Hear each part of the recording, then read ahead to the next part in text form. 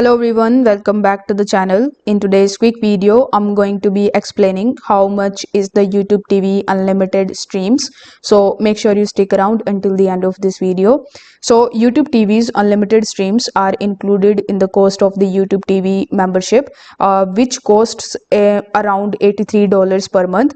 So this membership allows up to 6 household accounts. So YouTube TV's membership includes unlimited cloud DVR storage space.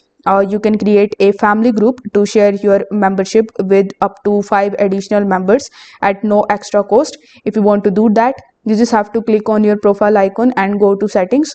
Afterwards, from the family sharing area, you can just allow access to your family members. You can add the premium add-on networks like HBO Max, Showtime and Stars for an additional monthly charge.